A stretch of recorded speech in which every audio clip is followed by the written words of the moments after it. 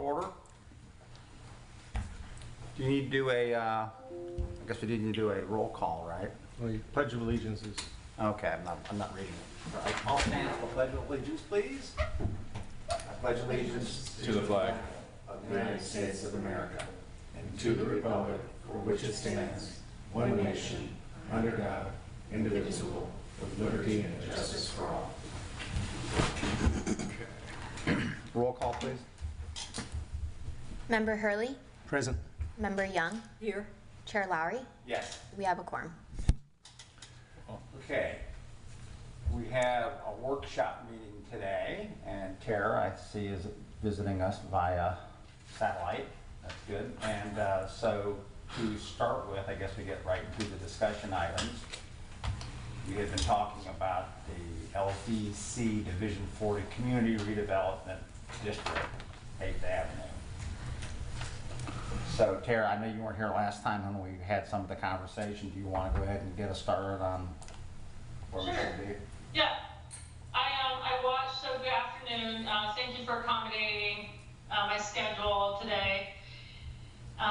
Wasn't able to get there, had some bookend meetings, but I listened to the meeting, the hour-and-a-half meeting, and I believe that there were three kind of subjects that were discussed. Most of those probably don't need clarity. I'm going to save the most talked about question for last because I don't want to eat into the time. But here are the things that I believe you wanted some information was explain the overlay, the difference of the overlay and the CRDEA, and why is one an overlay and why isn't some included, and talking about the boundary. The other, some other things are pretty easy. There was some clarifying design elements, updating the purpose and intent,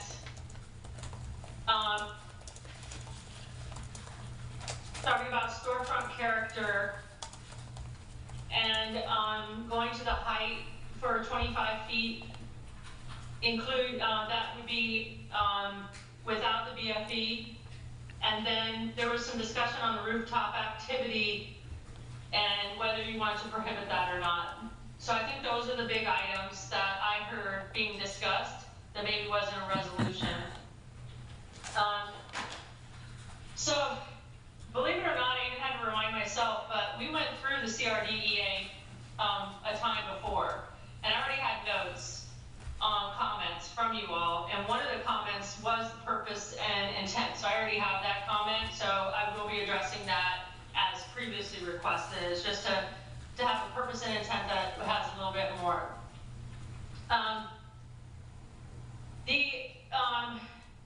So clarifying the design elements, I can answer the question of what a canopy is if everybody wants to know. That's fine. What I will say is that Passive Grill's overlay had these standards in them. And because of some of the legislative issues with design that are kind of being mulled around in the state, internally we decided to use the same design criteria that Passive Grill had and apply it also to the CRDEA. So both of these categories are in both documents. The canopy is, so there's really three kind of different, I don't know if I can share this. I don't know if I have the permission to do that, but let's see. Oh yes, okay. All right, so a canopy is something that extends a little bit farther out. Canopies are used, sometimes governments say awnings. An arcade, or an awning can be one of these structures, and then the bottom one that has the Tiffany & Company, that's a marquee, and most of it has to do with material choice. But in the architectural world, a canopy is really something that can protect you from a walkway. It can extend, so some canopies can extend far out. That's pretty much kind of the definitions of what those are. you all, I would be questioning why canopy and why weren't there other standards, the awnings and marquees, and it's a good question. I don't know. I don't know why we didn't do it back then. You know, is a canopy relevant? Maybe not. So a couple of things that we could do is we can, so in a traditional historic tense, the defined category of a canopy requires it to be 5 feet. It's, you can't relate a canopy in a residential building the same way. So these are really for non-residential terms and for a canopy for that. But what I would kind of suggest is me, instead of, so we can do two things. We can strip all of the design elements out again. We can make updates, which I'm not sure from a legal perspective. The reason why we were going to just take and mirror what was in Passive Grove, we have a good argument of why we need to apply them. If we start messing around with them, it becomes a little bit more of a challenge, which I'm up for a challenge. But what I would say, if you wanted a softer approach, you would keep everything intact. I would include an additional statement that said alternative designs may be considered by the Historic Preservation Board, and then I would rely on the design book to give you that flexibility. So that would be my recommendation, but I'm happy to have a conversation on any of it. But that's kind of the why. I have a question about it. If our goal is to achieve the arcade style, which is the existing style, why would we open the avenue to other things other than if we wanted to open it for awnings on upper floors? And is there a way that we can concentrate on that to try and keep the basic structure or basic build style similar to the old style? Yeah. Yeah, absolutely. You know, like I said, it was a default from Passive Grill, and I mean, I heard that in the discussion of the arcade. Right now, I don't have that as a standard or requirement, but I'm not sure. I mean, if you want every building that comes up to have an arcade, then yeah, you can have an arcade or a gallery. I would allow that flexibility because they're almost the same. One is done with columns and one is done with arches. But sure, Well, yeah, but you could do that. it also offers the opportunity for the second level to come out to street side as the existing is, and then we can step back our mass or whatever above that. And then the question became, You only have 25 feet. I don't know how much step back you want to do at a building that's going to be constrained. not exactly, and again, we're still trying to find a picture on it. You're still talking what? We're still trying to get a picture of what it's going to look like. Because we were having trouble with trying to determine if you had a 5-foot awning versus requiring them to do an arcade that would carry them out to the curb, whichever distance that is. And none of it's a requirement. Those are options. Right, but if we want to, if our goal with the CRDEA is to try and keep things in keeping with what was existing, then we would want to include the arcade aspect to new development, which technically would behoove the person that's doing development because they pick up that extra 6-8 feet on their second story, because they didn't have to be an open as I recall, it didn't have to be an open balcony. It could be enclosed because some of the other ones are enclosed. Okay. So the building facade that we were talking about is really options. I hear what you're saying, and are you wanting to remove the options and only require arcades then? That may be too drastic in the first step, but yes, if our goal is to maintain the arcade style look down the streetscape, and then we still need to come up with what's going to go on the upper floors, as well as far as it being an awning or the other items that were described as choices. If we're going to do that, why don't we just name it or do it, identify it, and then the arcade. I don't. It's super restrictive. Well, the arcade is a positive thing to the developer. It's a positive thing to the person with that, because we're technically giving them frontage all the way to the street front on their second level. Whereas if we'd go with just awning, they don't get that. Yeah, I still feel super restrictive, but you can do that. I mean, I wouldn't speak before a developer. I mean, they're not getting that much space.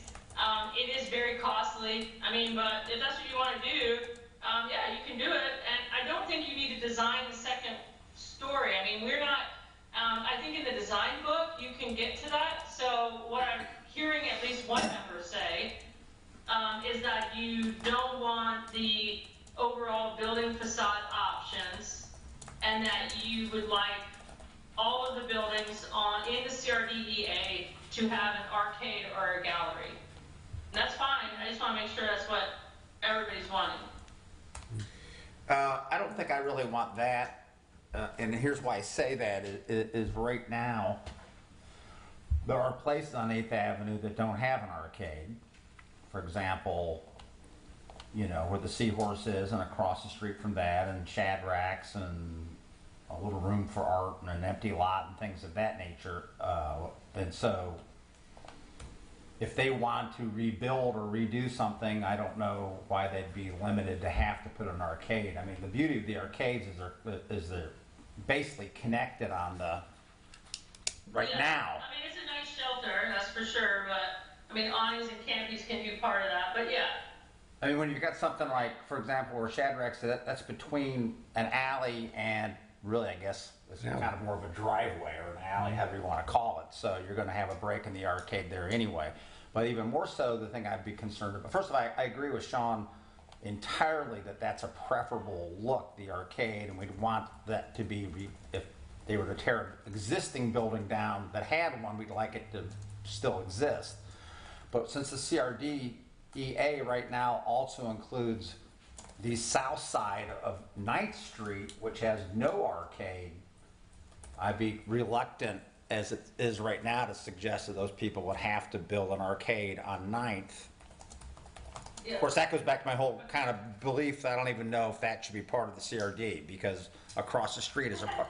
Well, across the street is a park. So it's not like you're looking down the street with the arcade on both sides like you have on 8th Avenue. But I guess... Yeah, so what I can do is I can add a sentence on the preferred style, you know, when developing adjacent to arcades and galleries, is to have a consistent building form of that. It can be a preference, it's not a requirement. And then if you all wanted to make a requirement, then we can look at it that way. I have a question on that, because I kind of like your suggestion a moment ago before we got into that specifically about having a softer approach with alternative that can be considered by the historic board. But that gets me down to my overall general question is, what kind of authority will the historic board have to tell somebody yes or no anyway? You know what I mean? So if somebody says, okay, we have an alternative design, and they go in front of the historic board, and the historic board says, well, we don't like that, and they say, well, you can't tell us no anyway, because all you're doing is making, you know, you're just giving us advice here. Because in another part of, and we'll talk about it later when we talk about the design book, it looks almost as if we have the way it's written, the power to control the request, but we really don't. So are we creating a loophole or an open area that's ripe for, you know, misuse or exploitation, because we've said you can do design alternatives, but there's really no enforcement historically. I mean, the design, I mean, I have a feeling, hopefully, that most people that build would want to be building, you know, historically anyway, because why else be here? But yeah, I guess you agree with me. The design book is still in the realm of suggestion. Well, yeah, I mean, it depends. Like, yeah, you know, the code is pointing to the design guidebook. So, you know, if there's 5 options in the guidebook and somebody wants a 6th option, if it's not in there, then the answer would be no. Okay, but that's an answer that's no from the city staff, not from the historic board, right?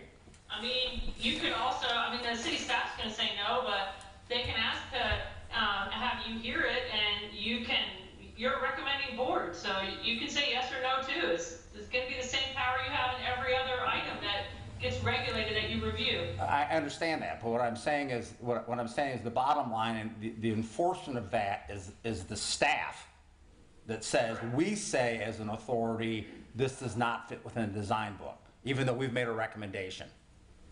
And if I may, it doesn't have to be. What doesn't have to be? It doesn't have to be the staff, especially for alternative designs, right? If you lay out specific, well, if you lay out specific things in a design book or in the code, and staff can look at it and say, okay, this meets A, B, or C, but then D is a catch-all that says, or any other design as approved by the HPB, then you will have the teeth to say, I don't think this meet, right? So that's kind of. Yeah, that's true. I mean, yeah, so for me, when I say any other design, it would have to, I've done alternative design as a statement before, and then you have an evaluation of it, and it's not, it would be having to have a consistent design approach that is an acceptable architectural design style that's recognized by the architectural community. So could it be, but it could be contemporary, but if it doesn't fit, you can also have that too, is that the design has to be alternative designs that they're considered have to be from 1800 to 19 something. Like you can even put the era that you want as the alternative design, and if they're looking for something that you haven't thought about. So those are things that I think are good discussion items when we go through a design book. Yeah, okay, all right. That's Yeah. okay, that makes sense. Okay, now, we talked a little bit, or I've heard a little bit on the storefront character. That term is an old term. It can be stripped out, but essentially, really it's just talking, and I can define it, and I think that's where everybody landed is, it's really when it's a predominant area, and I think even somebody on the board talked about it, is really about looking at it from a pedestrian scale, and that it primarily retail and sometimes office, but any active use would have those standards applied to them. I did hear a couple people talk about that the percentage was too high, and then glass. It's not necessarily the case, but you can remove the maximum percentage if you wanted to. But most of the historic buildings, the rhythm and style would be 80%, I mean, as a maximum.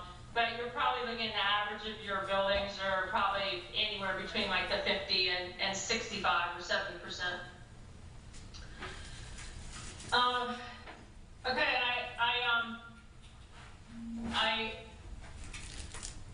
so we got through the design elements, the storefront character, and I just wanted to confirm, I heard that we were reducing the height in the text from 35 to 25, but making a reference to base flood elevation.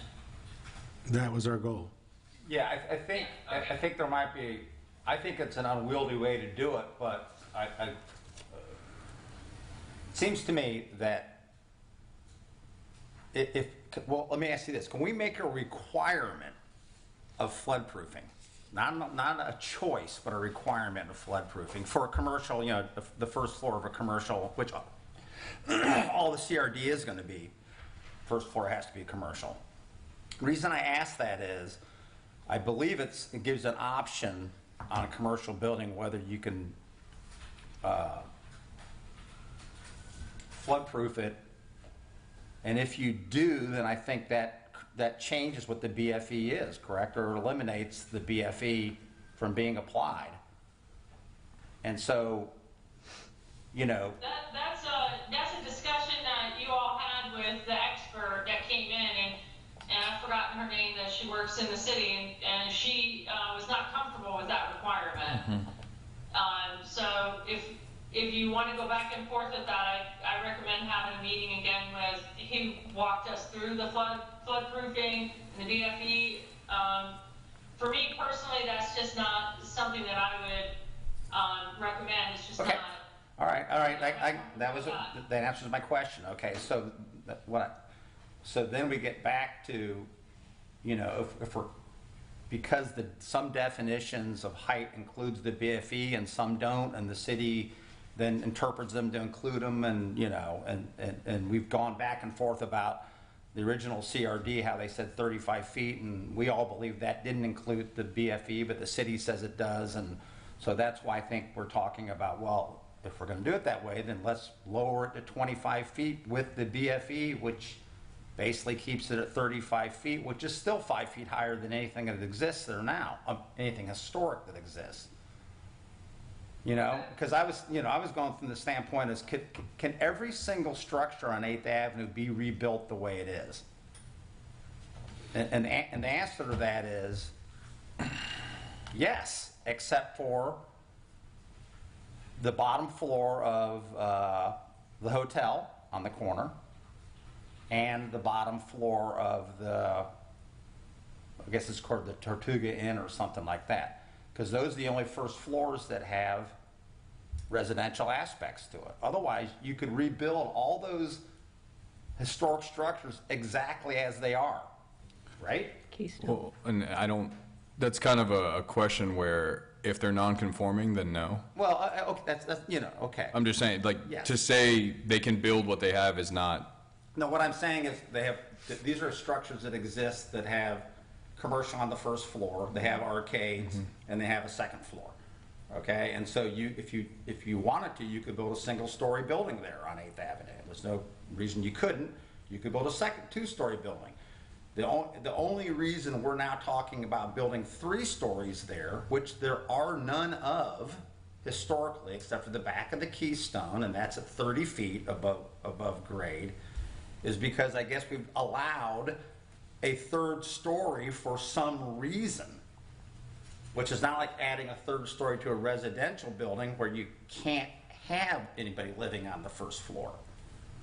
So I throw that out there because I think the overall goal of the 8th Avenue is to make it look historic and make it look consistent the way it already looks, not to necessarily add a story to everything.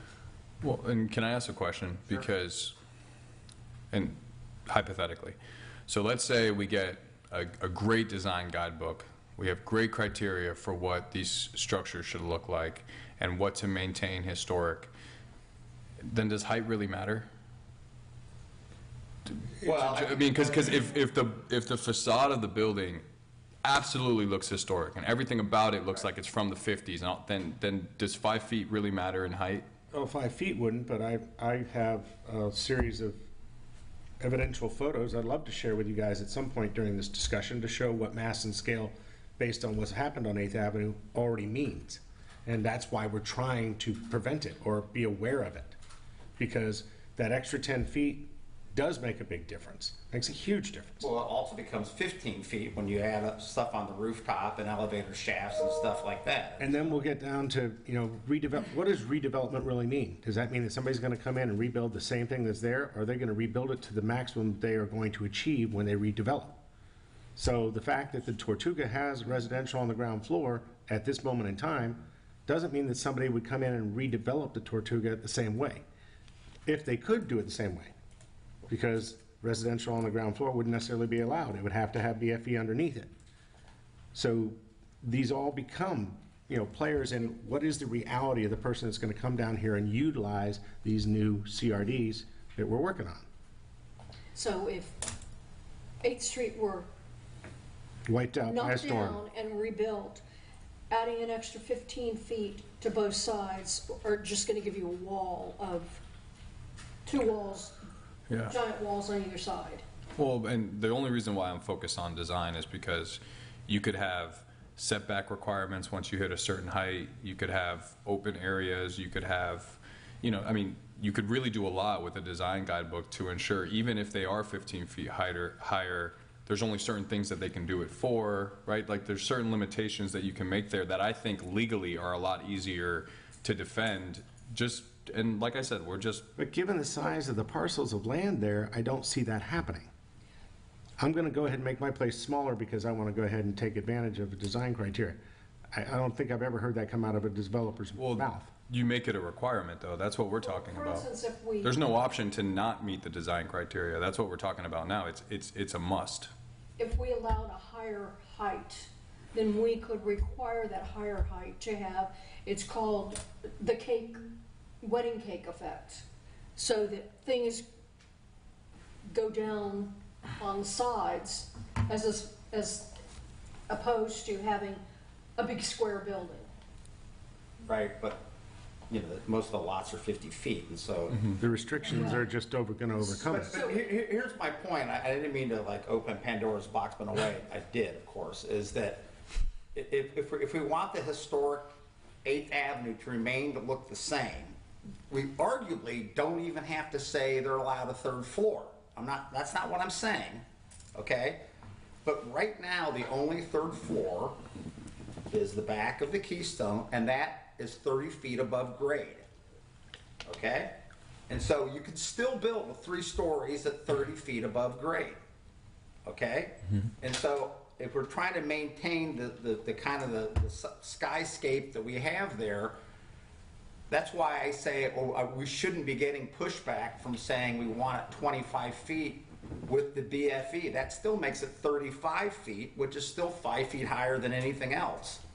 But it's also not 45 feet, and it's not, you know, it changes. And so I think we don't want a develop. First off, let's all talk about the reality of 8th Avenue. There's only been one thing built there in the last 50 years, okay? So it's not like people are scrambling to knock buildings down, but it's going to happen at some point. And we've seen, you know, and then do you want a 35 or 45-foot building there? I don't think we do. And so I don't know what the issue would be if we wanted to change it to 25 feet and include the BFE, or make it even 20 feet in the BFE. That's still 30 feet, which is consistent with what they have now. So, you know, I don't know how the rest of the people think about it.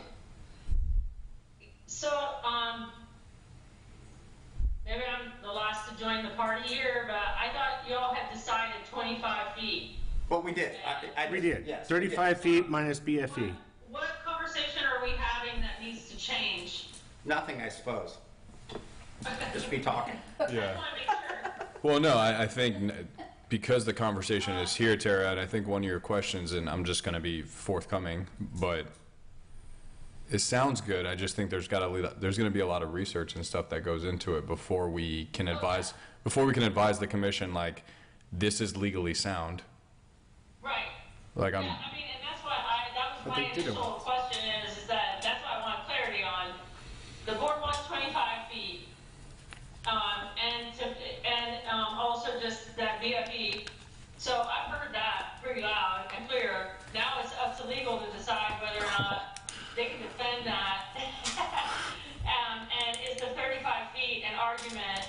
And I don't know. I mean, so I think I feel pretty good that everybody knows what we're trying to discuss, and we still don't have an answer. I don't think there's any more convincing at this point. I heard what your recommendation was. Legal now is going to have to decide whether or not that's defensible, and then we can go to the commission, and I can say that's the recommendation of the board. I mean, and when it comes to having this passionate discussion, you know, you all should be at that meeting as well. I agree. I think everybody here, just in the interest of time, we've got like 15 minutes left. I think we're all on the same page. Well, I'm not so sure that that's the case, if it's going to come down to what the legal people recommend. So I'm making my legal argument now. it's not legal people. Let's be real. You follow what I'm saying? I want it all pointed out there so we don't. But I think you've made it many times. Okay. And we just have to wait to see what legal's going to say, and then maybe we just have a separate conversation again about height. Okay. I'm not trying to dismiss it. I just think, you know, I'm putting it in the way you requested, and then Matthew's going to review it, and then we can blame Matthew or thank Matthew. Okay. There just may need to be tweaks. I mean, maybe we focus on new construction. I mean, Yeah. there are ways to accomplish this. Yeah, we just have to have some caveats to some extent, Yeah. which I know you guys don't want. That's why I'm trying to. I just No, don't, I just no, don't know I why don't, there'd be ways I don't not know. to accomplish it. Again, I don't know that You got to that's- worry about Burt-Harris Act. You got to worry about taking away I permitted don't, rights. I don't think that, I think we just missed the mark again. I don't think that having to do, redevelopment is the term that I'm using, is what I call new construction in that district. If you're talking about somebody doing remodeling or upgrading to their existing structure, then let's help them. I don't have a problem with that. I have a problem with brand-new construction coming in and laying waste to that area. Okay. Why don't we put together what that is, if there are caveats, and then that'll be, yeah. I mean, I feel like I understand where y'all are coming from. I don't think we're, yeah, I mean, Okay. and thank you for the aerial photos. I see them, and I have them. You get an idea of the mass and scale question? Yeah. I don't think the other board members, I don't think have seen the pictures yet. So these are aerial photos that were taken of 8th Avenue to give you an idea of what the structures look like down 8th Avenue. There's 5 photos, I think, but it's hard to see some of them, and they're small on that screen. That one, stop. Oop. If you can focus in on the shot on the top, is there any way to enlarge it? Or do we have it here? Can we pull those up on the screen, Ryan? Just stop me when it's. I can't enlarge them. Remember, Hurley, can you see them on your screen there? Yes. Okay, Our can you- screens now have them.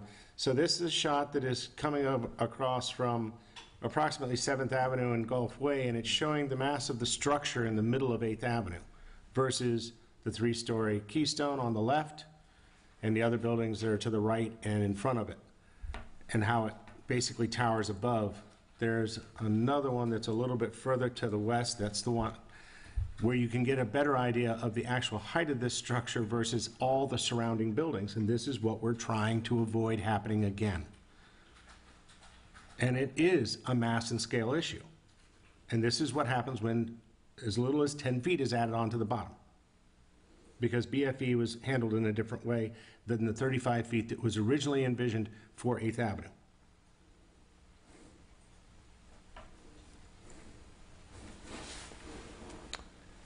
Yeah, thank you, Ryan.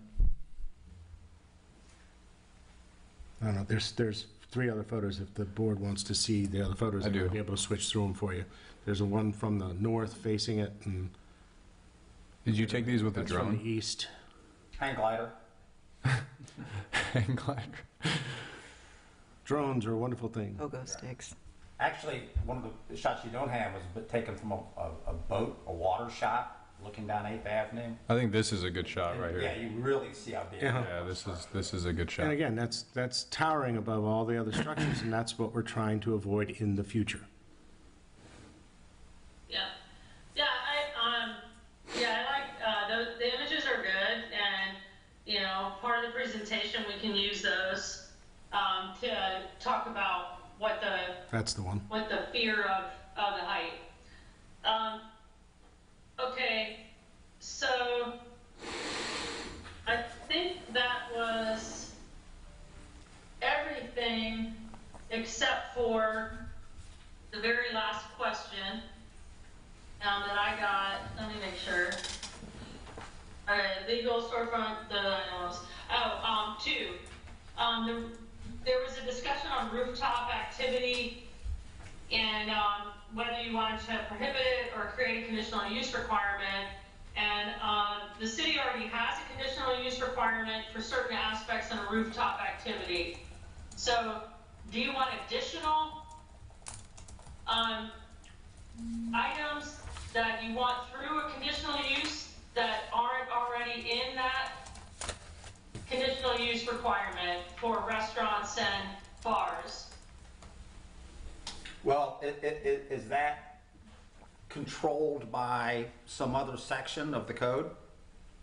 Or is that within our the section 40? I believe it's in another section, so Brandon had told me. It's under the conditional use provisions in the CRDEA, but it only applies to rooftop dining, drinking, and music. So if there were some other kind of assembly deck, that's not something that's currently regulated. If that's something that you would want added, we would need to add that into the code. So Okay. a rooftop pool or something like that would need to be added. Where does it exist now? It's in the conditional use permit regulations for the CRDEA Division 40. Okay, where, In 40. It's Division 40. I think it's 40.4. Let me just double check. It's Yeah. the very last item. yes, I'm looking at it. Rooftop dining, drinking. Oh, yeah. Did you say page 41? 40.1. Section 40.4 is the allowable conditional uses, and that's It's page 2.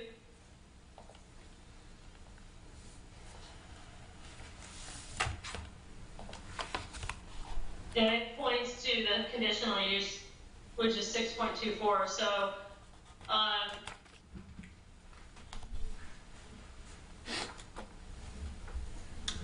Yeah, except for no, it's not. I mean, that's,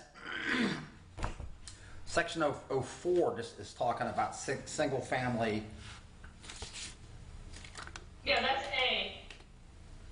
And now, go to B, it's not single family. Okay, except for as a matter of construction, the first paragraph talks only about residential places, okay?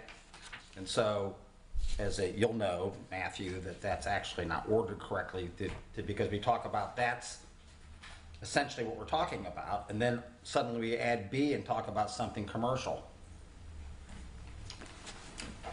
So that's why it's a bit misleading and it's awkwardly phrased. Yeah, I understand. I can understand that. I can revise that. Well, while we're on the topic, Tara, do we want to add anything else? Any other restrictions to commercial? Because I never like to draft a list of one, right? You don't want like a, And we had questions about, well, accessory uses or the accessory structures, such as if they're going to put a hard top over a bar or something like that, and if that changed the height of the building. There was a question about, I guess the elevators are included, but there was something else as far as mechanical. What was the question? Oh, that was in the rooftop screening. Well, this whole thing, 40.4, that's why I never really paid attention to it before because it's really pretty misleading. It says nothing about commercial, and so I guess my question is, if we're not going to deal with... As well as addresses rooftop uses. I mean, it's not written well, that's for sure. But I mean, I can rewrite it. That's the original section, so I can rewrite that. Yeah, but here's my question, okay? I mean, if you read it, it basically says that you could have a roof dining and drinking on a residential house if the residential house qualified in all those other ways. It says nothing about being involved in commercial. It's just on residential. And so, okay, maybe somebody does want to have a drinking area on top of their house. That doesn't prevent that. But the problem is this apparently seems to spring up and suggest that a commercial building can apply for a conditional use permit under this section. I don't think they can. I believe that was the intent of it, yes. Well, that was my question. Is that the intent, you think? I think so. Okay. I mean, it says as well as address rooftop uses, so I think that's probably why staff has been able to use that. I mean, I'll clear it up. well, and it also points to 6.24, which is It specific, does say as well, yeah, that makes a little... which is specific to restaurants, so. Okay. Yeah. Okay, so other than the roof dining and drinking areas, when I was listening to the discussion, what I heard, not just the dining and drinking area, that you were even worried if somebody came in and it was just a lounge area that didn't serve anything, that you could just go up there and sit. Do you not want that either, or do you want that added to it? Well, before we get to that, I just want to make sure that under Section A, we're talking about the residential, it's talking about the Historic Preservation Board gets to do a certificate of appropriateness. Under Section B, it doesn't say that. But there's But if we're talking about allowing roof dining and drinking areas, shouldn't that also be a certificate of appropriateness that goes in front of the historic board? Follow what I'm saying? Yeah, I don't know, that's a question I just have to research. Do you have a certificate of appropriateness for your non-residential buildings currently? I don't know, Brandon. I don't think so. We do. It's not a specific application, if that's what you mean, but we do require certificates of appropriateness for commercial. We just don't have them frequently. So. Okay. Because that would be key. I mean, You want that added to like yes. So under it's B, almost, Yeah, right? we can add that. I mean, Okay, 1, 2, 3, and 4 should be open, should under B as well, yeah. Okay. we have 4 minutes to discuss my favorite topic. Oh, boy. I think we have, we're good till 2:30, Tara, I think. Okay, so, I know that how everything started last month was talking about why do we have 2 districts? Why can't it just be 1? Why is 1 an overlay? Why isn't it 1? And I have explored all of those options. I have looked at that, and I determined that the easiest way to enforce the current standards is to have them remain in different districts for many reasons. One is the PAG overlay. The function of an overlay can be many different things. An overlay is over a zoning district. We are moving from being able to permit having an option on a zoning district to having a requirement.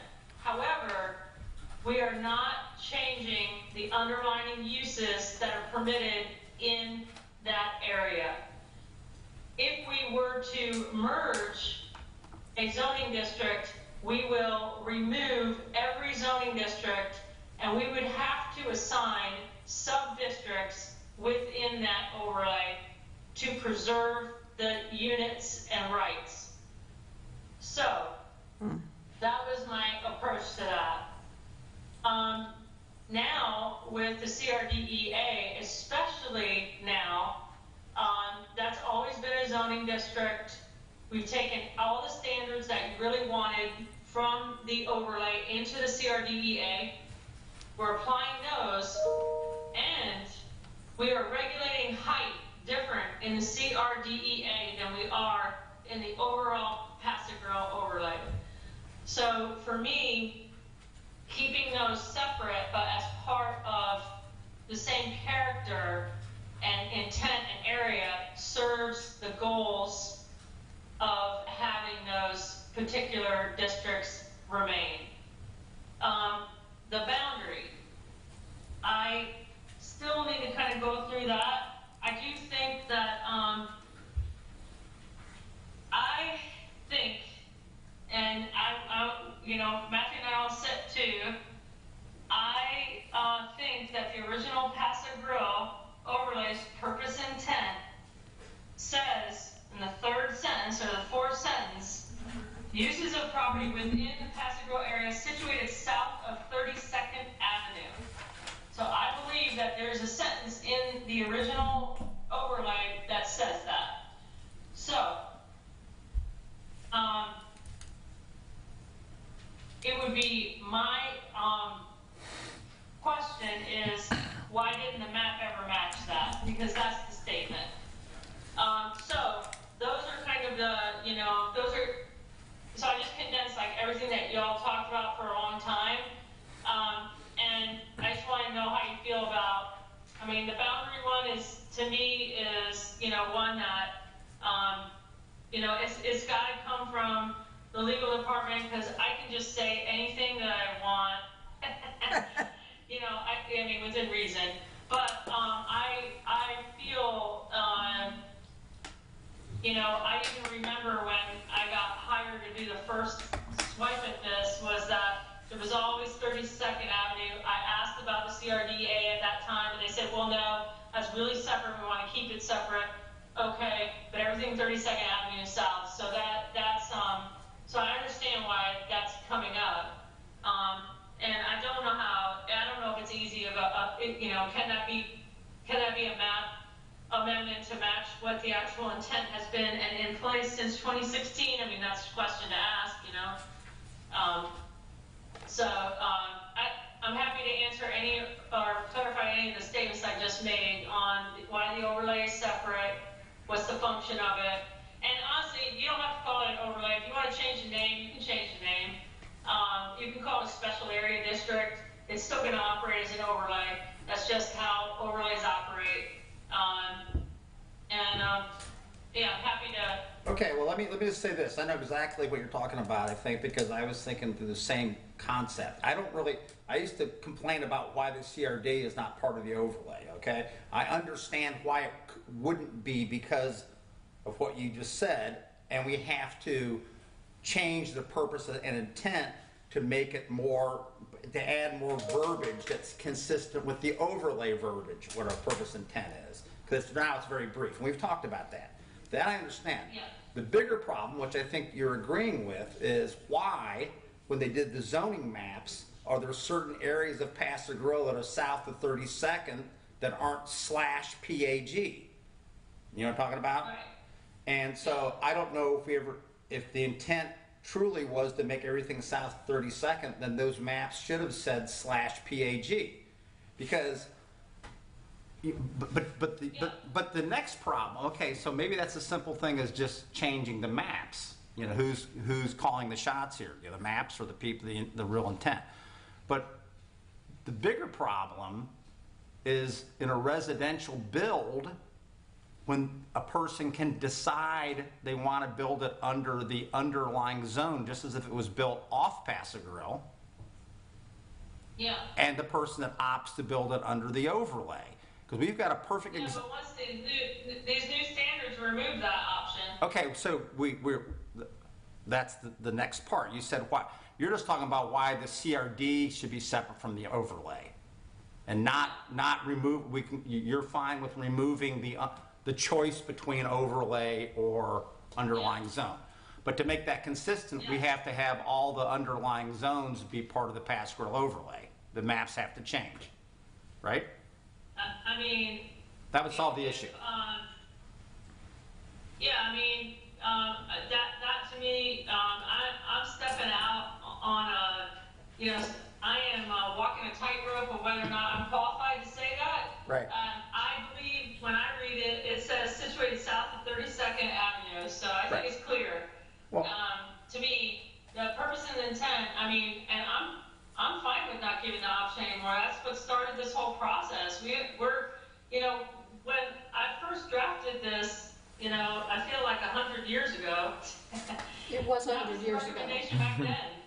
But there wasn't an elected official that was comfortable with it. So, I think it's great. I would remove that and just keep the use intact. And I think the real question is from a legal perspective, does that sentence in purpose intent trump the map? And I don't know, I don't know if we can answer that today, but maybe that's really got to be looked at in Division 20.01. I mean, it's been there, it's not been replaced. We can research it, whether it was I know it was in 2016, but we'll see how it hasn't been since 2010. It might have. Yeah, I mean, because to me it's like there's no logic to create the overlay and then to let people just do whatever they want anyway. It's like it's all just a suggestion. It's a historic district. It's supposed to have rules that go along with it, not rules you can maybe do if you want or maybe do if you don't want. So I agree 100% that had to be the intent. Otherwise, why would you do it? Yeah. And the map, Tara, if I may, I'll look at I can look at my old stuff too from when I would when I say, did it. yeah, please do that, because it's not necessarily legal in that, well, it is in the way you advertise it, right? But if it was advertised correctly, then it's advertised correctly, and the map should read what it reads. But when you're doing an overlay and you're doing a zoning map, I mean, there's a very specific way in ordinances and legal advertisements to advertise those things. So it's really just turning back the clock and going through all of those advertisements to see what occurred at that time. Okay, because the other thing I would say, just mention this again, that there's a built-in inconsistency the way it is now, is, you know, there's language in the overlay that talks about real property, not the design, like talks about joining properties, okay? And so if there's parts of the historic district that aren't under the overlay, then that joining properties doesn't apply to them. You follow what I'm saying? And so it seems to me when they enacted the overlay, they didn't just talk about how you're going to build a house. They talked about its relationship with other pieces of real estate. So that's why it should consistently all be one, and that's why I would believe it only makes sense that the intent would have been to include everything south of 32nd. So anyway, just throw that out. Because we're talking about in this. Look at my old stuff, and then, you know, the city will need to kind of look at how in 2016 in that ordinance, how was it publicly advertised? And I could be wrong. I don't remember the maps being part of that, but that doesn't mean that that's correct. I will never rely on what I've said like a month ago, so to believe that in 2016 it's a stretch. Because I didn't do the mapping, and the city was at that time, so anyway, it might just be something interesting to kind of look at. And then if it's not the case, then, I'm 100%, with Matthew of moving forward with all of this and coming back and doing the map change, separately, if it really can't legally be defended. But I'm going to go through all my stuff too, because I don't know why certain things were kind of picked and not picked. I never personally did that exercise. I never looked at a map and said, eliminate that. That was never the case, But that map could have just been in place and it never got updated too. Yeah, I would suggest that the zoning maps aren't in compliance because it's a separate act to do, but I think whoever's in charge of the maps sort of just thought the overlay applied to residences. And so we just excluded the commercial aspects. Because the places where the overlay doesn't apply are institutional and commercial. On the current maps, zoning maps. The PAG overlay district addresses commercial. Well, there you go. That's what I'm saying. I think the maps just weren't in compliance. They weren't followed up. That the ball was dropped between the intent of what was done and what ultimately happened. And then what happens is years later, everyone says the maps are what's in control. Yeah, and that I don't know. I don't know if that was done separately, and then staff or commission decided to remove those, and they didn't update the text. Like those are things, but it's not that far. It's only 2016, so there should be some records. Yeah. I mean, if anything, the city keeps records pretty well. All right. Well, you have 5 to 6 minutes to relax. We're not done with you yet, Tara. What are we? No, I'm just kidding. We're good. Anything else for her while we have her? The only thing, just while we have it for a minute, when we talk about doing design books, right? There's going to be a design book that'll be done for the CRD and a separate one done for residential, right? I think we should do it just for the whole thing. Okay. And then just have Jennifer said that, and I thought it was a great idea too. So y'all don't need me. That you have one book, and you can tab it. Okay. Let's make some things easy. Okay, that's fine. Okay, but my next question is, when that comes around, the design book being put together with photographs or whatever, is that something you'll be part of or not? Or do you know yet? I don't know yet. I Okay. think we talked about it, but I don't remember. Okay, well, I'm willing to be part of it. Do you Well, want her to and be so am part I, is what I'm saying. So I'd love, that's why I'm asking you, because we have you now, is whether or not the historic board can have some input into how the design book is put together. I mean, if I'm part of it, yeah, I mean, even if I'm not part of it, you should absolutely be part of it. Thank you. Yeah, I mean, for what, Bill just wants to be right and more people to tell him. No. That's not right. I'm just It's just saying, an include. They just want to be you included. know, I walk that, He just wants the I walk, opportunity to discuss it. Yeah, I walk exactly. that every day, and every day I see something different, you know what I mean? And it's like, but you it know. won't matter what I say, you know, I'm a consultant. Like, you can say, well, Tara said that, no one's gonna care, but yeah, you know. Ultimately, if we have to confront the commission, it helps. Yeah, it does. Yeah. All right.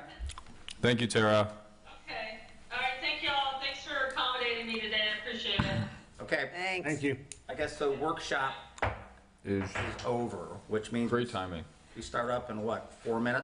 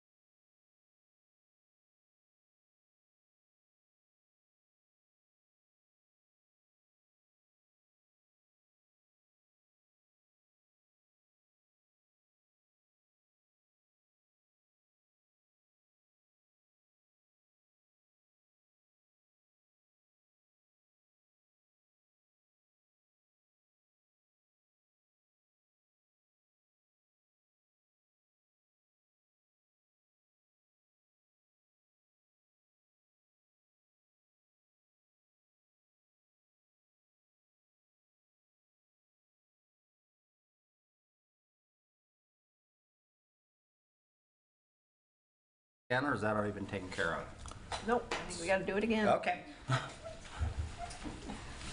Pledge allegiance to the flag of the United States of America, and to the republic for which it stands, one nation, under God, indivisible, with liberty and justice for all. Okay, Madam Clerk, roll call, please. Member Young, Here. Member Dashiell. Here.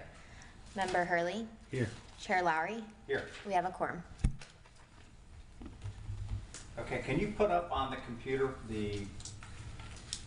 our agenda? Is it on here already? So Hey, maybe I can do that myself. are you still in the workshop? I just try to get out of it. In the top corner, does you see where it says done? Top right corner? Just hold on. This one? Yeah, I got it all myself. Okay. All right, first item of business is approval of the agenda. Anybody want to add anything to that? I'll just add Island Festival, the museum. Okay, and this one I want to add, even though just in a very small way, because that's just an alley update. I know at the last meeting at the commission, it was supposed to be on there, but I don't think they ever got to it. I'm not sure, because it might have been 2 in the morning or something like that. What item? About update on the alley. Mike was going to come in on that day. Well, Oh, there he is now. Happens to Well, be. if that's what it's here for, that's fine. Okay, yeah. well, no, He has an item on. he has an item on it, but he can, if you want to add it. Oh, there's an item on that? Wouldn't you guys add that? No, he has It's his it. house. It's Oh, his- no, he himself has a different. Yeah, has a different I item. gotcha. Yeah, if we can add that just as a discussion, just get the update. I know that they've been doing work, and I thought they were gonna speak last week, and if they did, I didn't stay up that late, but, Okay. okay. Anybody else have anything else to add? All right, then I'll make a motion to approve the March agenda. I'll second that. Roll call, please. Member Hurley, Yes. Member Young, Yes. Member Dashiell. Yes. Chair Lowry. Yes. Motion carries. Okay, next we have audience comments. I believe we do have an audience comment on, from Mr. Lott, Martin Lott. Is that person here? Yeah, come forward. Unless you're going to want to speak on something that's, no, if there's something on the discussion item, we're going to be talking. I want to speak on the variance and certificate of appropriateness. Yeah, it's a specific item. Oh, It's a it is. specific item. Okay, yeah, so then we'll wait until we get to that. That would make more sense. Okay, so next we have approval of minutes. Has anybody had an opportunity to look at the minutes? And does anyone have a motion? I'd like to motion to approve the minutes from the February 1st meeting. I second that. Roll call, please. Member Dashiell. Yes. Member Young, Yes. Member Hurley, Yes. Chair Lowry. Yes. Motion carries. Okay, that moves on to action items. 4A, local historic designation, case number 24008 for the address of 3601 Casablanca Avenue. Does staff have something on that? Hi. Yep, Lynn does, and I believe if we want to put up the PowerPoint. Right? Yep.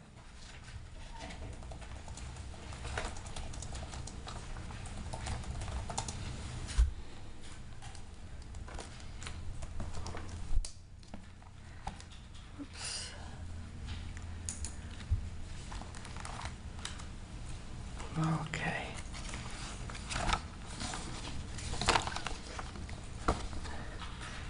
Good afternoon. Sorry, I'm a little bit slow, but had a little mishap. Okay.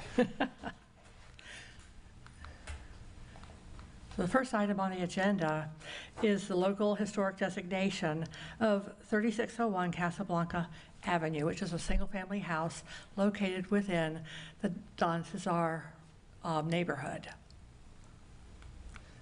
Let's see. Is it turned on? Turn it on.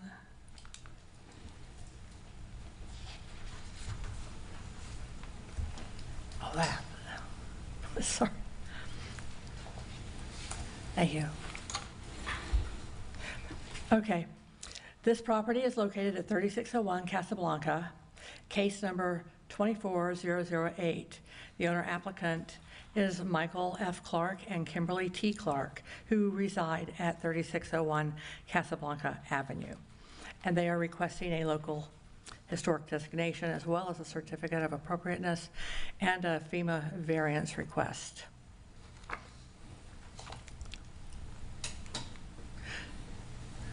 So we will go through the zoning map, aerial photographs that have been taken by staff of this property, designation criteria, and our findings and recommendations. This is the location of the subject property along Casablanca Avenue. It's at the corner of Casablanca and 36th Avenue. This is an aerial of it, and you can see that this particular property is on 2 lots, and the dimensions of the lot are 100 by 110.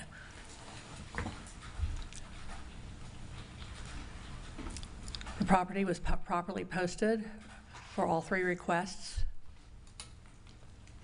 That one, the first one was on the side yard on 36th, and this is on Casablanca.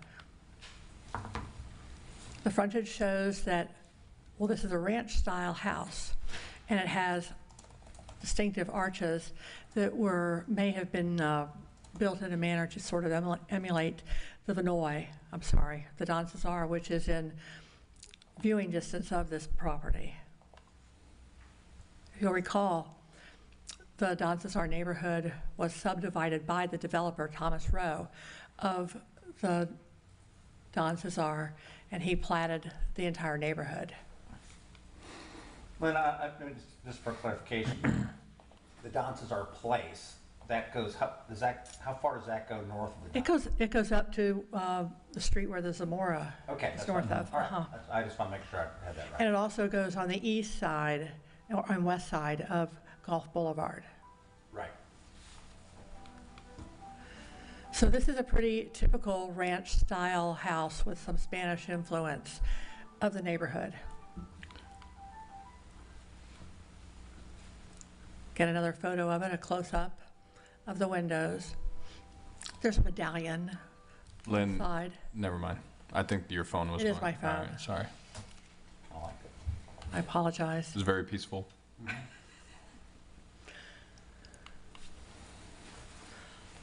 So as you recall, a local landmark means any building, structure, or site which may not qualify to be on the National Register of Historic Places, but is recognized by the city as having local historic significance. In recent times, we have been getting requests from people who live in the Don Cesar neighborhood to locally landmark their properties. So, designation criteria. You have historic buildings, which would exemplify the possess integrity and location and design, setting and materials. Those are the things we would look at. It could exemplify or reflect the broad cultural, political, or economic and social history of the city. It could be associated with events that have made a significant contribution to the broad patterns of our local, state, or national history. Is associated with the life of a person who has played a significant role in our local, state, or national history, or could embody a distinctive, visible characteristics of a particular architectural style or building. And in this neighborhood, this property or this whole subdivision is associated with Thomas Rowe, who first developed the Don Cesar, which is on the National Register of Historic Places, and now is a very vibrant neighborhood. Most all of the lots have been developed. I think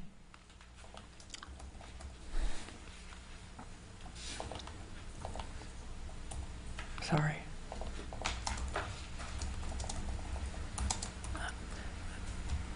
Okay, staff finds, is that the last one? I'm sorry. Okay. Staff finds that this single-family home was built in 1951 and is significant in the following areas.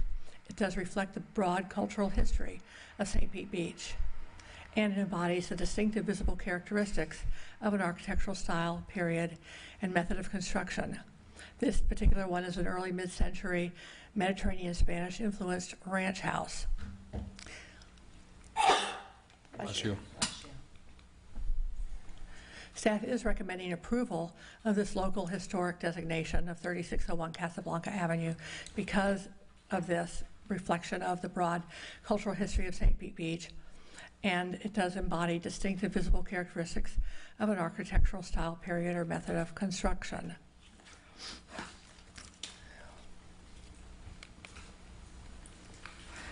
We are recommending approval of the local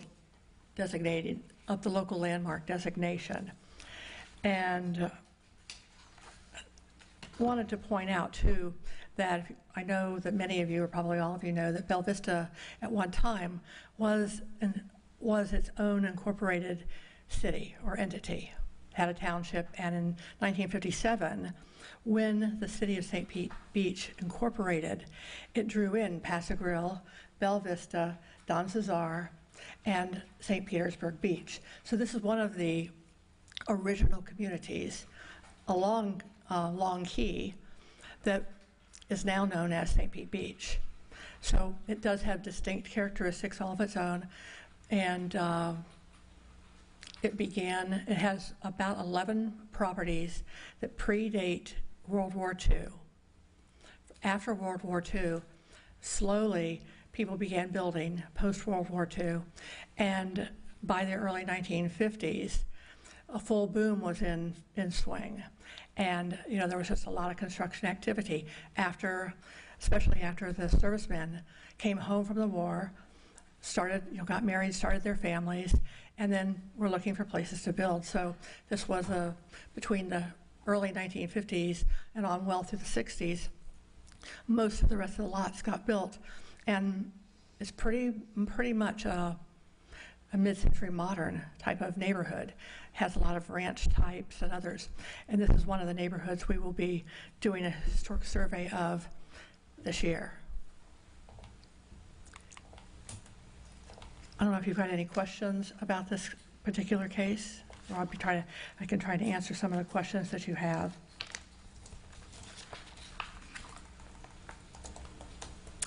All right. I'll stop at that one and we'll go to the next after you all have acted. Thank you. Yeah, let me ask a question. Mr. Lott, did you want to speak about this part or about the next part on the variance? I guess it goes more, if this doesn't go through, the second one is. Yeah, well, okay, I just want to give you an opportunity. Okay.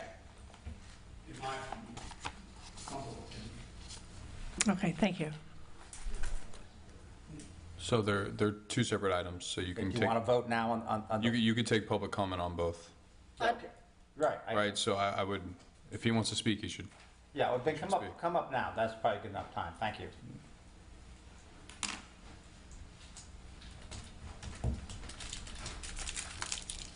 I'm Martin Lott. I live at 3510 East Maritana, resident there for 45 years. I strongly support this request to make this a historic structure and to grant a variance. Neighborhoods are under attack and a lot of pressure to redevelop, and we need to have methodologies for people to maintain the houses and the character of the neighborhood.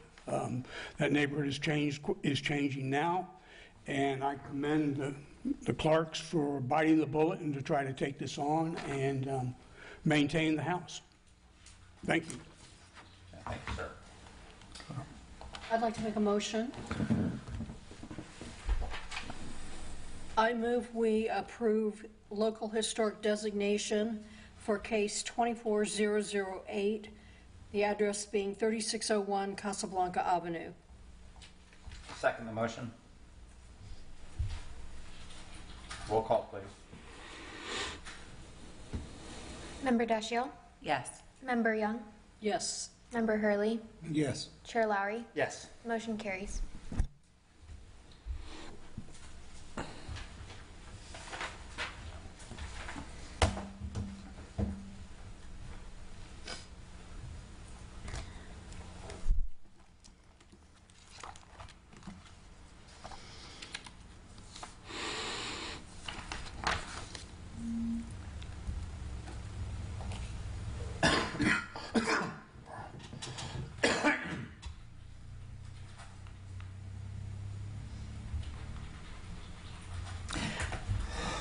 The next part of this presentation deals with the certificate of appropriateness and the related FEMA variance for 3601 Casablanca Avenue.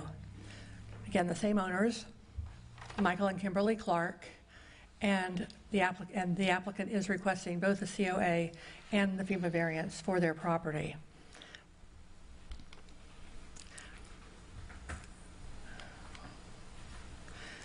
Same location, it's still in the same location. And this is the aerial of the property. We've seen the photos, so I will go quickly through these. And one of the major things that prompted the applicants to apply for this certificate of appropriateness and variance is that they had another flooding event during Idalia. And they had, I think, 2 to 3 inches of water in their house. And it created a pretty big problem and damaged a lot of the interior of the house. And when the applicant came forward to get a building permit to repair the house, the repairs go significantly beyond the 50% rule. So the Secretary of the Interior standards for dealing with historic properties and changes to the historic properties takes a look at a property, and they say that it shall be used for its historic purpose or replaced or placed in a new use that requires minimal change to the defining characteristics of the building, site, or environment. And we are, especially because this is not a public building with public spaces, we're really only looking at the exterior of the building as far as the COA goes. We're not looking inside their house. You know, that doesn't matter to the board because that's private space.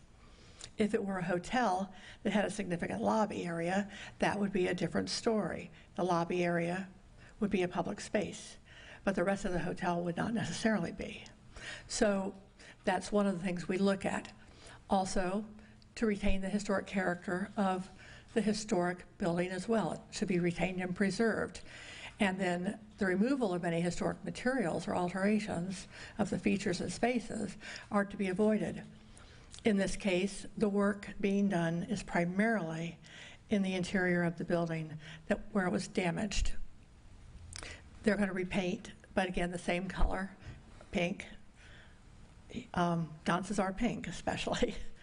And each property also shall be recognized as a physical record of its time, place, and use, because changes can create a false sense of historical development. But again, in this case, there are no changes to the exterior, except for there will be a new front door, and there will be, I think, a new window, and new paint color, but the new paint color isn't even a change of color. It's just a new coat of paint over the old.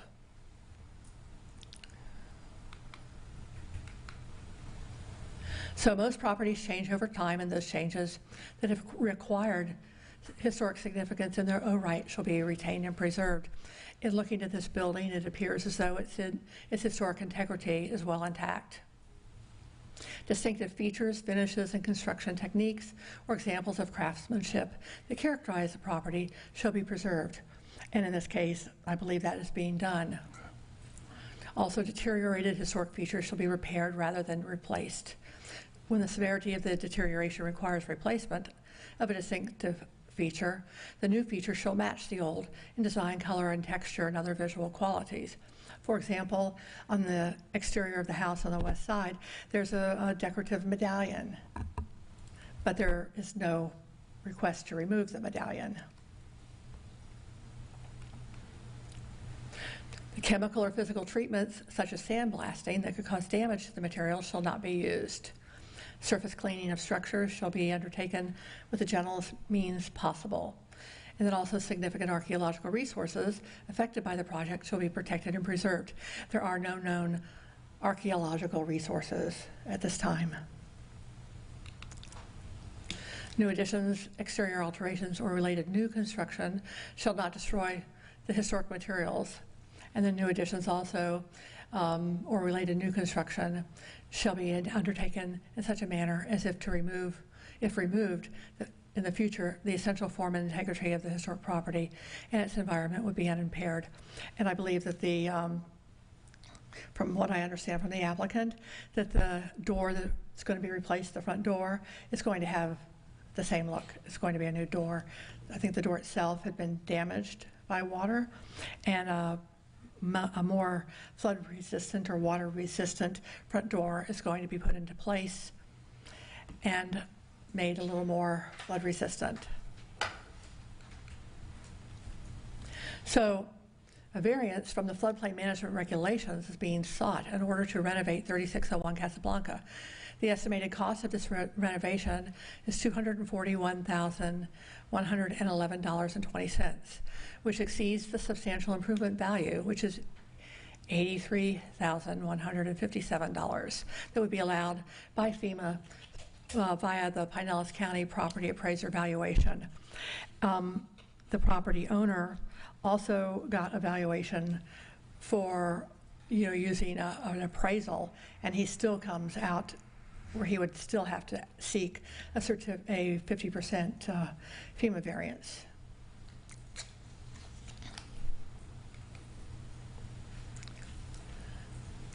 And for the floodplain variance criteria, we look at the structure,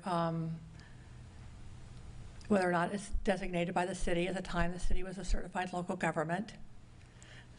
You have just designated this building. And another is the structure is listed on the Florida master site file. And I prepared a Florida master site file form and went ahead and submitted that to the state.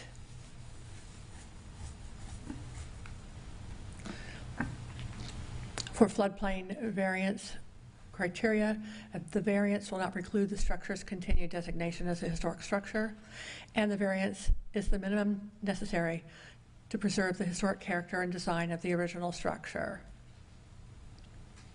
And according to the applicant, Casablanca Avenue suffered considerable damage from the flooding with respect to the hurricane, and these repairs to fix this is going to be pretty expensive. And more than that, we can talk about this, and I know Mr. Clark is here to discuss this.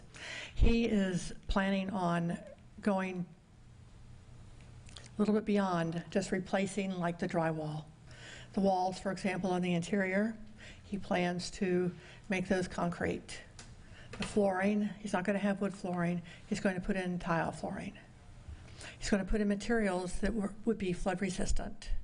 So even if water got in, you would mop it up, clean it up, and dry it out and go about your way. Instead of, this building has shown evidence in the past of having had other flood damages, and it's just a matter of time before there's another flood event that would damage this property.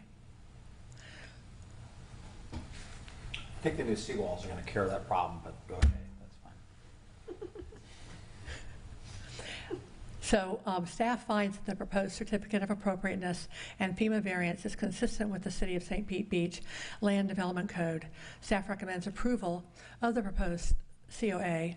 Case numbers, your case numbers are 24009 for the COA, and the FEMA variance, which is 24010, and that would be the variance from the floodplain management regulations.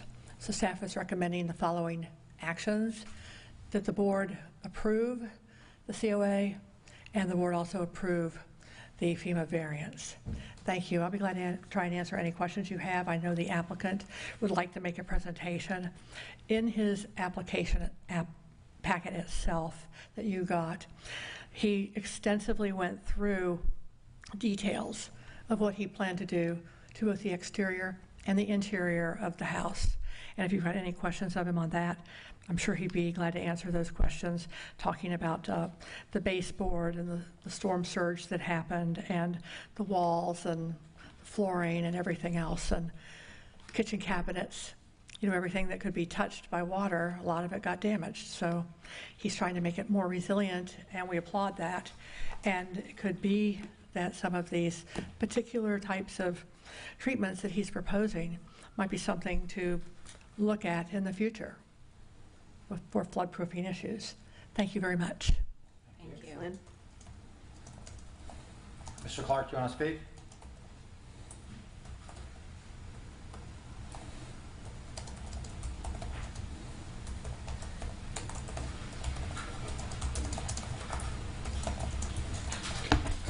Mike Clark, representing myself and my wife as we own the property. Chair Lowry, members of the board, thank you for the opportunity. Don't know if I can say much more than my neighbor and Lynn, but I can certainly elaborate. The whole neighborhood, and there's another member in the audience that's kind of experiencing the same thing I am. It's a low-lying neighborhood. And I did not fall into the house, blindly. My eyes were wide open, but it's a wonderful property, and it suits our lifestyle.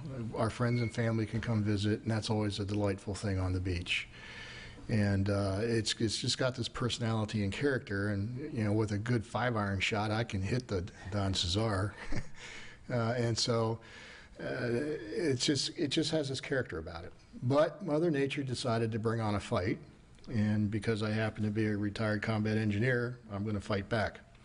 I'm not going to surrender my property, and just so you know, this is not the first conversation that I've had with Lynn about designating this historic. This goes back several years, and we just haven't pulled the trigger on it yet, so to speak. But the exterior, because it is concrete, stucco on concrete, on a concrete slab, continuous pour, no structural defects noted, either in the walls or on the floor. It's a very hardened house. The water is not coming through the wall. It's all concrete. It's coming through the doors. And so in order to protect the house in the future, I'm going to, I propose to reduce the number of penetrations in the house from 4 doors to 2. And the one, we have a French door off of our master bedroom on the north side of the house. You can't even see it from the street. We're going to pull that door down, concrete it up, and put an emergency egress window in it. That'll fit the character of the house itself. It'll look like the rest. And then there used to be a Florida room or a sun porch that was screened in back when it was built. At some point in time, a renovation was done, and it's now an integral part of the house. And it also has a door, but that door was not built very well. And it is the primary point of entry for water, and it's very difficult to defend from the exterior. So we're going to take that door down, block it up, and remove it completely. It's not necessary. I have had the fire chief come over and give me advice as to whether or not the egresses and fire codes and everything are set, and we're good with that. And then the kitchen door is also a French door. We're going to pull the French door off and put in a 4-foot wide single door. So French doors are notoriously difficult to defend against because of the seam in the middle of the door. But it's much easier to defend against water if you have a perimeter seal on a single door. And so we'll have, instead of the French door, we'll have the sides will have mirror or windows, side windows on it. So it'll retain the look of a French door, but it'll only have one opening. And so by reducing our exposure by 100%, going down from 4 doors to 2, that's a significant step. We've also, the proposal is to replace those doors. The front door is replaceable in kind, and it's actually already been done. And if you did not know that I had done it with a permit, by the way, it looks precisely and exactly the same as the old door. It's got these little windows across the top and everything else. And the back door, of course, I said I'll do the same. And we're not messing with the windows at this time. A couple of years from now, when we recover from all this, maybe we'll hit the windows. But on the interior, if Mother Nature is sneaky enough to get in, and we have already purchased what's called a door dam from a company up north in Boston. And this is a very robust structure that you place in the door frame, and you expand it out under air pressure, and it provides a neoprene seal. And it's an extremely robust, very tough, and so we will be solid on the exterior up to 4 feet tall. So if Mother Nature wants to bring on a 4-foot storm, I think we can handle it. But she's very sneaky, and so if she does get inside the house, what she touches with her water is going to be all ceramic, steel, metal, elevated tile. And we're not putting anything that, there's no wallboard, no wood baseboard. All the cabinetry will be elevated as a floating cabinet 13 inches off the floor. So all of the materials, that's the important part. There will be no interstitial space. We're going to glue the ceramics straight onto the concrete wall, so there's no water, there's no space by furring strips that can get behind the ceramic and hold water behind it. It's just going to be a contiguous concrete structure. And so these techniques, as I was thinking my way through, how do I harden up? How do I, secondary line of defense? The first line of defense is the exterior, got the doors. Interior line of defense is appropriate materials. And we found all these materials, and they actually complement the house on the interior very closely to what it would be had I just put wallboard back up and painted it and put cabinetry back in. So if you did not really know what we were doing, if you came to visit or whatnot, I'd have to explain it. The only oddity might be that we did elevate, or we're going to elevate all of the electrical sockets to 4 feet also, so there will no longer be any electrical exposure on the floor. And we do intend to replumb the house because we have old pipe in the concrete and underneath the concrete base. And as a 72-year-old house, that's a bit of an exposure. So we're going to replumb the house, which has nothing to do with hardening or anything, but we're going to do that. And the electrical code, I had the former building inspector in the house to give me a code inspection. No defects were found, so we're good to go across all of the code requirements for the building code. So we're building to stay. We're building to be hard. We're using some new ideas that we might be able to export to our friends around the neighborhoods as we continue this journey. And that's about it. Okay. Anybody have any questions of Mr. Clark? No. Well, thank you. Thank you, Mike.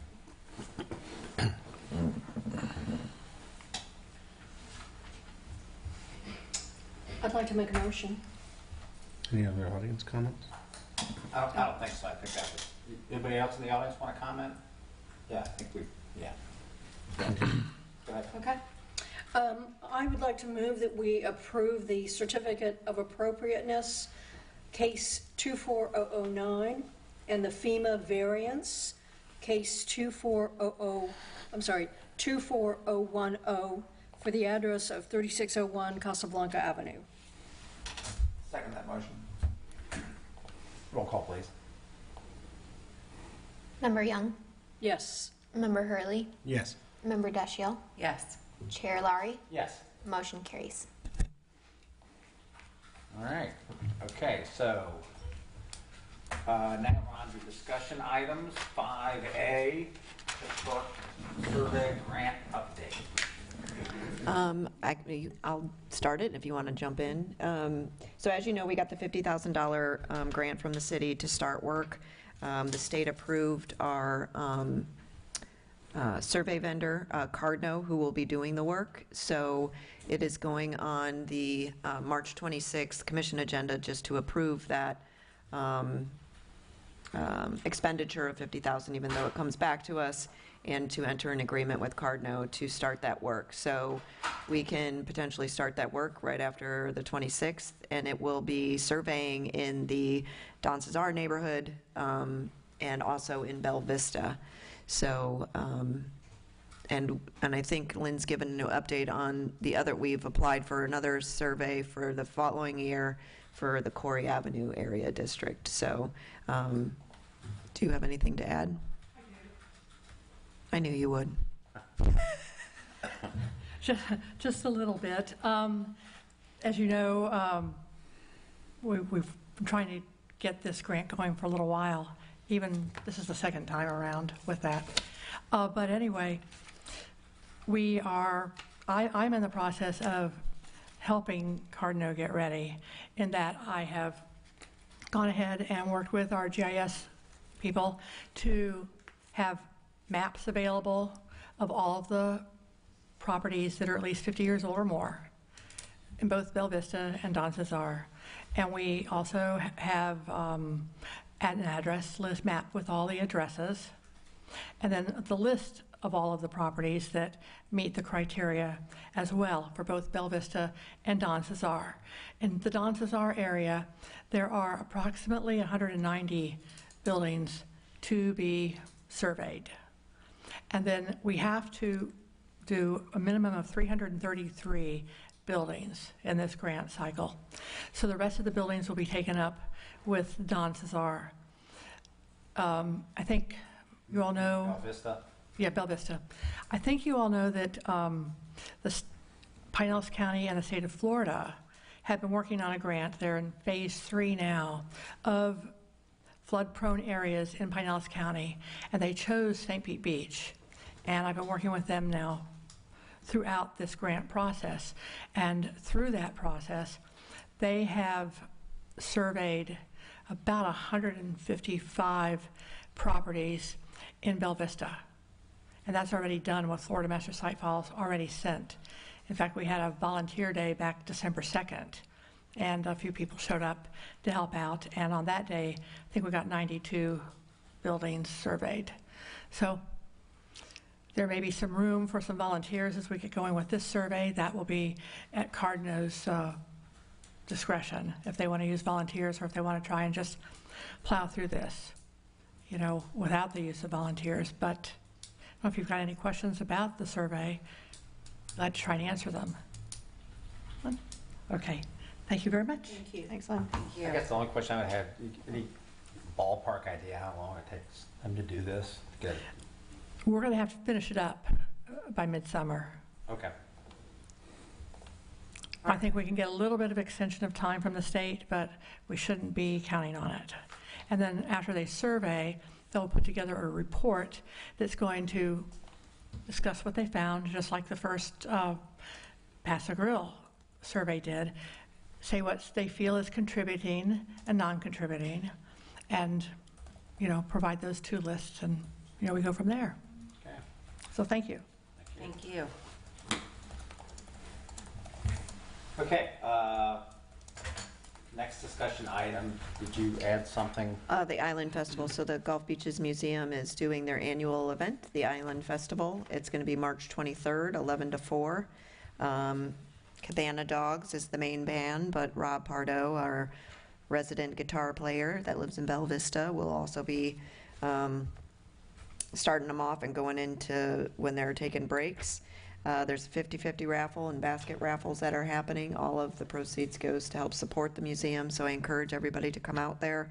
There will be vendors throughout the park and along the street. There's a car show that we always have every year as well. So this will be on 9th and 10th Avenue, and some vendors will be in the Paso Grill Park. And so walking tours are available, and if you've never been to the museum, I highly recommend that you go. And Tia and I will be manning the bar. Oh, well then, definitely. Convenient. See us. I'll be there. Just kidding. So anyways, I just wanted to give an update. I know Tia always gives the update on the museum, so I thought I'd take that over, so. All right, and then again, next we talk. Sorry. Okay. Is there one more thing to discuss? We're gonna maybe. Yeah, before we end, I just have one thing I want to mention. Okay. Thanks. Mike, can you give us an alley update, just really fast or whatever? I mean, just give us an idea. Did you actually speak at the last commission meeting on Tuesday? I did not. I didn't think so. I know it was set, but that was a long meeting. City manager snuck it in at the very end, about 1 o'clock in the morning, 30 seconds. Yeah. I think everybody might have been tired at that point. There has been a great effort to try to get service restored back into the alleyway system from on 22nd Avenue down to 16th Avenue on the west-hand side.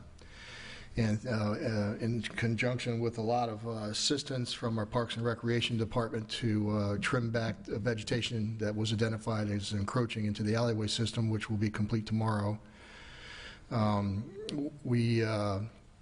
All good intentions sometimes take a left-hand turn, and in this case, the county water utilities project has begun. And that project is a replacement of all of the water lines servicing the homes from 22nd Avenue to 9th Avenue or at 9th Avenue, and replacing all of the water meter boxes with the automatic upgrade meter boxes. And they're going to be installing the new pipe in the alleyway system, which means their equipment will be in the alleyway system between 22nd and 16th Avenue, which is Phase 1A of Phase 1, for the next couple of weeks, maybe a month or so. And as their equipment sits in the alley, of course, their equipment and the garbage trucks are not going to coexist. So our grand opening that we had planned for next week is going to have to be postponed until we get the county water equipment out of the way. And I would say that had nothing ever happened and the county showed up in the alleyway, the same situation would take place. We would have had to notify the residents to take their garbage out to the streets where they're currently taking it out as a temporary measure for service. So it's a bit of a delay. In the meantime, there are a lot of other encroachments that have been identified. A number of them include wire in the trees, and I'm talking about electrical and communications. Duke Energy Vegetation Management has been alerted, and we have an appointment next week, I believe, to walk the entire alleyway system with their vegetation management supervisor to identify the trees that they will take care of, because we certainly don't want our folks getting up in there with the electrical voltage just running around trying to trim trees. That's a very bad idea. And so we're very pleased that Duke Energy has just really stepped up to the plate. And that covers the entire alleyway grid system that we're talking about to restore. And then following, parallel to that action, the encroachments that are not wire involved will be identified. Letters will go out to property owners of removals, and staff will begin taking care of that in a very methodical fashion to restore service. Service has been restored to the alleyway that is behind the Seahorse, and so, but unfortunately, that service, is, as it always has been, is subject to somebody else sitting there with a delivery truck or something. So we kind of have to, you know, work around other people's schedules also. Having said all that, there's an enormous amount of work, but the message I'm delivering is that there's an enormous amount of work to move through this process to get us back into normal service as it once was in a safe manner. But I cannot give you a precise schedule at this time. We're all still in development. Okay. I appreciate it. I just want to get a feel for what's going on. I know you guys have been working there, you know, making some steps forward. In the time frame that they're going to be putting in the pipes, is there other, like, I mean, can we look at alleys south of 9th during that time, or is that all going to be part of this meeting with Duke and their vegetation? Yes, our efforts with Duke are going to be comprehensive 1st to 21st, but our return to service, because the water department is not working south of 9th Avenue, we're going to focus our removal efforts for encroachments between 1st Avenue and 7th Avenue so we can get at least that section of Passage Row back in. And then as the county moves into their phases, and by the way, those phases are posted on our website, I believe. So if you go into our website, you go to Public Works Projects and hit that button, you can see a map of what those phases look like. And there's a timeline with those phases also. And so that we can have some anticipation of when Phase 1 might be clear and we can get that service restored, because we've already pulled those encroachments out, and then we'll be moving on to the next phase. Okay.